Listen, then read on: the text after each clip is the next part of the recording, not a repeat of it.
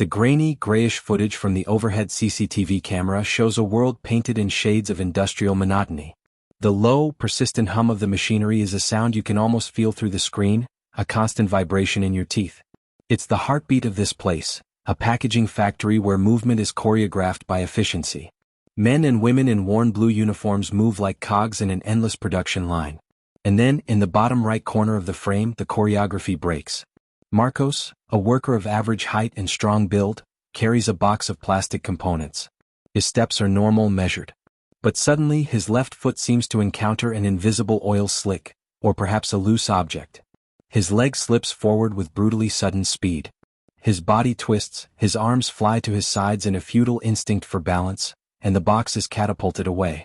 The impact against the concrete floor is a dull, dry thud, almost drowned out by the factory noise. He lies motionless, contorted on his side, one arm pressing against his lower back. His cry of pain isn't captured by the camera's audio, but it's vividly clear in the expression of agony frozen on his face. Colleagues gather around, quick gestures of concern. This is the genesis of it all. The seed of a story that will cost the insurance company hundreds of thousands of dollars. The perfect fall. The transition from the factory to the sterile, fluorescent-lit environment of the hospital is abrupt. The camera is now subjective, trembling, like the eyes of a man in extreme agony. The focus shifts to the overhead lights, to the paramedics' worried faces. Pain is the main character in this scene. In the days that follow, Marcos transforms. The strong man of the factory becomes a frail, hunched figure. His medical appointments are a catalog of suffering. He describes a constant, stabbing pain that radiates from his lower back to his right leg. An unbearable tingling sensation. An inability to sit for more than 10 minutes, much less lift, bend, or carry anything heavier than a book. The imaging tests show, as he himself argues with a trembling voice to a skeptical doctor, nothing conclusive. An MRI shows a small disc bulge, something extremely common, even in asymptomatic people. But his performance is impeccable. Sweat beading on his forehead as he tries to get up from his chair. The suppressed groan as he repositions himself on the stretcher. The detailed account of how his life was reduced to a couch and a prescription for opioid painkillers. He's the perfect victim. The sympathy is instant. The insurance company, following protocol, approves temporary total disability benefits. The checks begin to arrive. The life of idle luxury funded by the system begins. If this story resonates with you, comment below where you're watching from and what time it is there. Because what follows is the meticulous truth machine beginning to move, piece by piece, cog by cog. And it is relentless. The checks religiously deposited every 2 weeks into Marcos's account represented more than money. They were validation of his victory. He had conquered the system. While his former colleagues sweated under the factory's fluorescent lights, he planned his days between superficial physical therapy sessions and long hours of enforced rest. Or at least that was the narrative. His life, apparently, had become a sea of limitations. Medical report after medical report, written in his hesitant handwriting, detailed the same story. 10 pain, inability to perform even light household tasks, total dependence on his wife for basic care.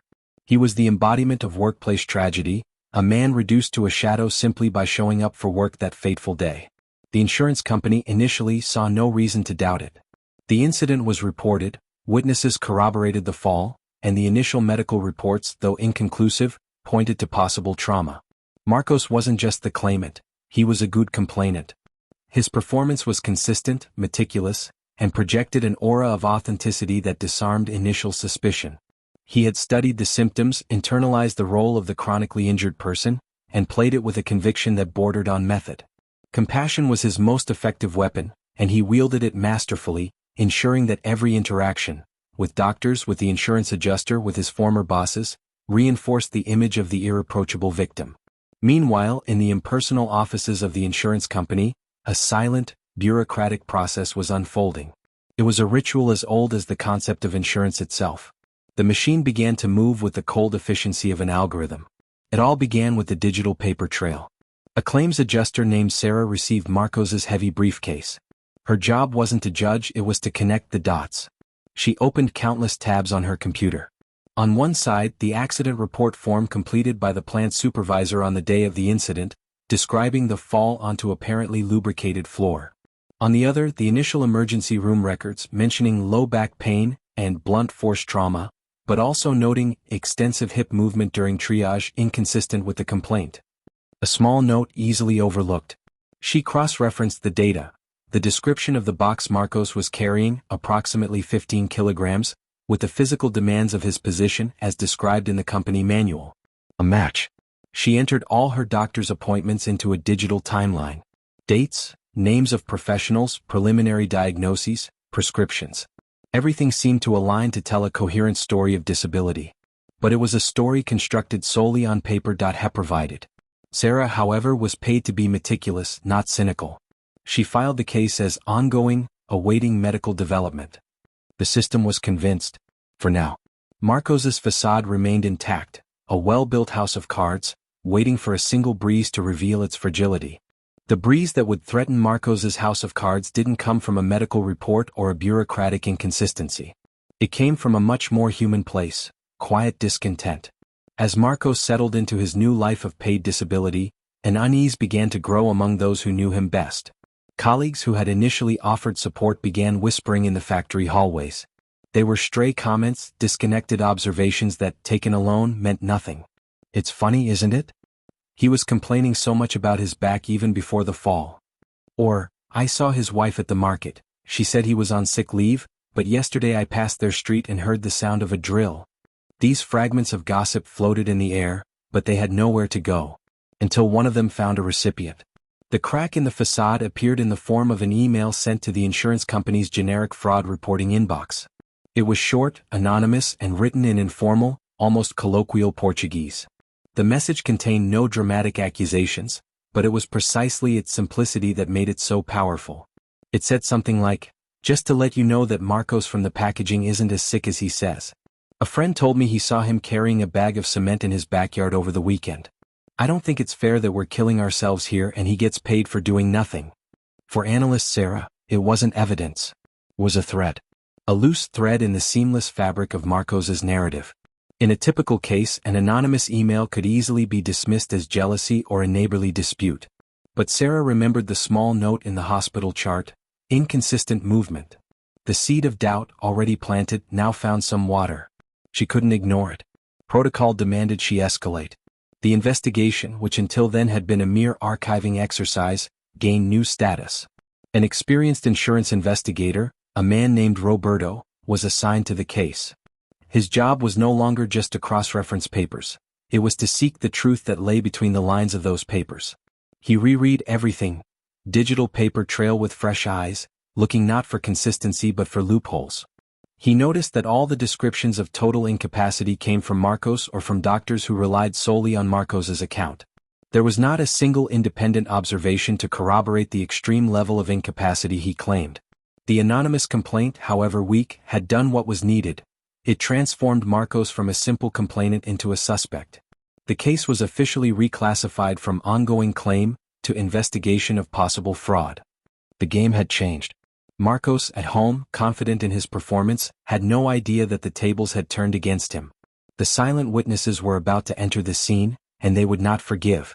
Roberto's investigation didn't begin with hidden cameras or wiretaps. It began with the oldest of detective tools, patience. He knew that a fraudster, no matter how meticulous, inevitably lets their guard down. Real life isn't a movie, it's boring. And it's in boredom that mistakes are made. Roberto and his team began discreet but constant surveillance. They didn't need Marcos under 24-hour observation. They needed a pattern. And the pattern of a man with debilitating low back pain should, by definition, be extremely limited. The first few hours of surveillance were monotonous. Footage of a man inside a house. He moved little. He read a book on the couch. He watched television. It perfectly matched the narrative of disability. But Roberto didn't give up. He focused on the surroundings, the backyard, the garages. And then, on the third day, a Saturday morning, the facade cracked completely. The long-range camera, mounted on an unmarked vehicle parked a safe distance away, captured the scene that would change everything. The garage door opened. Marcos appeared. It wasn't the hunched and hesitant Marcos from the doctor's appointments. It was an upright man wearing an old jacket and jeans. He walked to the back of the garage, grabbed the handles of a 50 kilograms bag of cement, the same one mentioned in the anonymous tip, and with a fluid, powerful movement that betrayed no pain, threw it over his shoulder.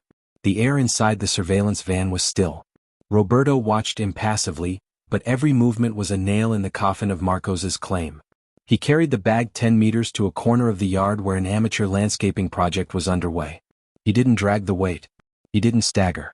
He carried it with the ease of someone accustomed to doing so. In the following minutes, he was seen mixing concrete in a cement mixer, bending repeatedly at the waist to pick up tools, and carrying heavy buckets without a hint of discomfort. It was a complete display of strength and functional mobility, a stark antithesis of everything he claimed under oath. The silent witnesses, the camera lenses, recorded it all. It wasn't low-quality, grainy footage. It was clear, steady, and unquestionable. They had not just a moment, but a sequence of activities that completely demolished the credibility of his injury. Marcos's flawless performance had an audience he never knew existed. The trap was set. The evidence was irrefutable. Now all that was left was to take him to her and watch the farce crumble. The invitation to the sworn deposition session U.S./preliminary hearing BR arrived by registered mail.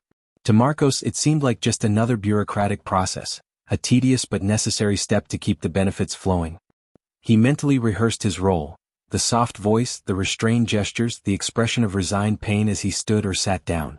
He wore simple, almost sloppy clothing to appear more fragile. Little did he know he was walking directly into a perfectly orchestrated trap. The atmosphere was deliberately intimidating. A cold conference room with a long, polished wooden table. On one side sat Marcos and his lawyer. On the other, the insurance company's lawyer, a man in an expensive suit with an impassive expression. And, seated at the head of the table, a judicial officer charged with conducting the sworn testimony. The air was charged with a formality that went beyond the norm. The courtroom confrontation didn't begin with shouting or accusations, but with a terrifying calm. The insurance company's lawyer began with routine questions, allowing Marcos to settle into his lie. He recounted the fall in vivid detail, describing the pain, like a constant stab, the depression, the loss of quality of life. His performance was once again moving. And then the tone of the questions changed. Softly, almost casually, the lawyer asked, "Mr. Marcos, could you detail your activities in a typical day? From the moment you wake up until bedtime." Marcos confidently delved into his incapacity story, getting up with difficulty, taking medication, spending most of the day lying down, total dependence on his wife for simple tasks. And light housework? Gardening, perhaps? The lawyer insinuated. "Absolutely not," Marcos replied with dramatic conviction. "I can't even water a plant without feeling excruciating pain. My life is confined to the four walls of my living room." It was exactly what the lawyer wanted to hear. He paused dramatically, looked at the court official and said, "I would like, with the official's permission, to play a brief video segment for clarification." Without waiting for a significant objection, a monitor flickered on. The room fell silent. And then the silent witnesses began to speak. The high-definition footage, clearly time-stamped on a recent Saturday, was projected. There was Marcos, not like the shadow he described, but vibrant and strong, carrying the 50 kilograms bag of cement as if it were a feather. The camera zoomed in on his face. There was no line of pain, but rather an expression of concentration common to anyone doing heavy work. The transformation in the room was palpable. The color drained from Marcos's face. His lawyer slumped in his chair, staring at the table. The silence that followed the video was more thunderous than any scream. The insurance company's lawyer then asked the simplest and most devastating question. "Mr. Marcos, could you explain the discrepancy between your sworn testimony given a few minutes ago and the footage we just saw?" The web was closed. The farce was over. The silence in the conference room after the video was shown was so thick and heavy it felt suffocating. Marcos didn't say a word. He just stood there, frozen, staring at the now black screen as if it were still playing the irrefutable evidence of his duplicity. His lawyer slowly closed the folder in front of him, a gesture of silent defeat. The session ended abruptly. The court clerk meticulously noted Marcos's refusal to answer the final question, a detail that would echo like a scream in the case files. The farce was over, but the real trial was yet to come. The case, now loaded with video evidence and false testimony, quickly escalated from the insurance company's administrative sphere to the formal legal system. The transcripts of the testimony, the video, and all the digital paper trail were compiled into an incriminating dossier as thick as a novel. The final hearing would no longer be a mere conference. It would be a proceeding before an administrative law judge of the Workers' Compensation Board, a magistrate whose job it was to hear precisely this kind of dispute. The room was smaller than a traditional courtroom, but the aura of authority was equally intimidating. Dark wood, the state seal on the wall, the American flag in a corner. And in the center, elevated on a platform, stood the judge. A middle-aged man with glasses and an expression that was a study in weary neutrality. He had seen it all. The insurance company's lawyer presented the case with the coolness of a surgeon. He needed no drama, the facts spoke for themselves. He guided the judge through the timeline. The fall, the initial benefits, the anonymous tip, the surveillance, and finally the climax of the testimony. The video was played once more. This time, in the silent courtroom, every movement of Marcos carrying the bag of cement sounded like a hammer blow. The judge's scrutiny was almost physical. His eyes, behind the lenses, scanned every line of the transcripts. He compared the statements of Marcos's total incapacity with the medical records that showed only a minor injury. He observed Marcos's frozen body language in the hearing footage at the moment of the revelation. The judge didn't ask questions. He simply absorbed. His pen occasionally jotted something down on a pad, the sound of the tips scraping against the paper echoing like thunder in the stillness. He was weighing every shred of evidence, not with anger, but with methodical, relentless precision. The law was a scale, and he was putting every ounce of Marcos's lie on the right scale. The feeling in the room wasn't one of tension about what would be unmasked, but about how deep the hammer of justice would fall. Marcos's lawyer, in a final act of desperation, tried to argue. His once confident voice now sounded weak and technical, echoing in a room that had already judged his client. Your Honor, what the images show is, at worst, a moment of exception. An adrenaline rush. My client may, in a single day, have experienced a temporary improvement and, in his euphoria, have overdone a household chore, which undoubtedly aggravated his underlying condition. This does not invalidate months of genuine pain and treatment. He tried to dismiss the surveillance, calling it a violation of privacy and a setup. But every word rang hollow, a pathetic attempt to glue back together the shards of a broken mirror. It was then that the judge asked the only question of the morning. His voice was calm, low, but it cut through the air like a blade. Attorney, he began, looking over his glasses directly at the lawyer, completely ignoring Marcos. Your client is not on trial for carrying a bag of cement. He is on trial for having sworn to tell the truth, the complete truth and nothing but the truth, and then having described, under oath, a life of absolute incapacity. Minutes after that oath, he was presented with visual evidence that directly and completely contradicted every word he had said. The issue before this court is not about an injury. It is about perjury. It is about a calculated and meticulous fraud against the system. Do you have any explanation for this? That specific discrepancy? The silence that followed was the most eloquent answer. Marcos's lawyer opened his mouth, but no sound came out. He simply shook his head and sat down, defeated. The trap was sprung. The judge gave a barely perceptible nod to the insurance company's lawyer, indicating he had heard enough. He then asked Marcos to stand. The man complied, his shoulders now hunched not from feigned pain, but from the crushing weight of guilt and impending consequences. The judge did not shout. He did not reprimand. His sentence was delivered with a coldness that was more frightening than any outburst of anger. He was not angry, he was doing his duty. Based on the overwhelming evidence presented, the judge declared, I find that plaintiff, Marcos, committed bad faith workers' compensation fraud and perjury. He then proceeded to list the consequences, each one sounding like a blow. The claim for compensation is denied in its entirety. Plaintiff will be ordered to repay all wrongfully received benefits, with compounded interest. I further impose the maximum civil penalty allowed by law for insurance fraud. This case will be referred to the district attorney for consideration of criminal charges of large-scale insurance fraud and perjury. Each word was a nail in the coffin of his life as he knew it. The debt would be unpayable. The criminal stain permanent. The hammer of justice had not just fallen, it had completely crushed the farce. The sound of the gavel echoed through the courtroom not like a thunderous crash, but like the final closing of a heavy book. The judge's verdict wasn't a sentence, it was a dissolution. It dissolved Marcos's carefully constructed persona, dissolved his ill-gotten gains, and dissolved any facade of innocence that might still linger in the air. He didn't leave that room as a man. He left as a case study, an example to be cited in insurance procedure manuals. The civil fine alone was a financial prison sentence, a debt he would likely carry for the rest of his life. And the looming threat of criminal proceedings hung over him like a dark cloud, promising a future of courtrooms, legal fees, and the potential loss of his freedom.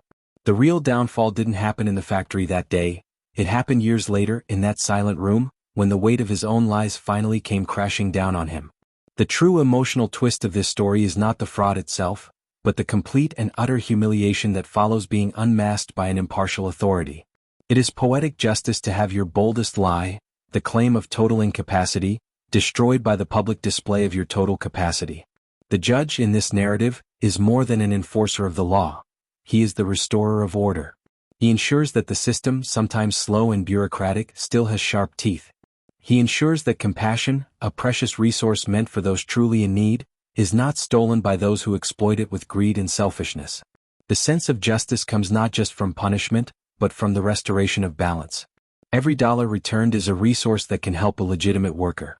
Every fraudster exposed strengthens the integrity of a system on which we all depend. This story serves as a chilling warning. A warning that no plan is perfect, that no performance is flawless enough to fool everyone all the time. Silent witnesses are always watching, whether through the lens of a camera, in the consciousness of a colleague, or in the meticulous analysis of an investigator. The search for truth may be slow, but it is inevitable. And when it arrives, represented by the austere figure of the judge, it does not negotiate. It simply executes. What about you, on the other side of the screen? Have you ever wondered how far you'd go for an advantage? Have you ever seen someone get away with lying and wondered if the game is worth the candle? Marcos's story is the answer. Comment below. Do you think the punishment was too harsh, or was it exactly what he deserved? Where are you watching this justice being served?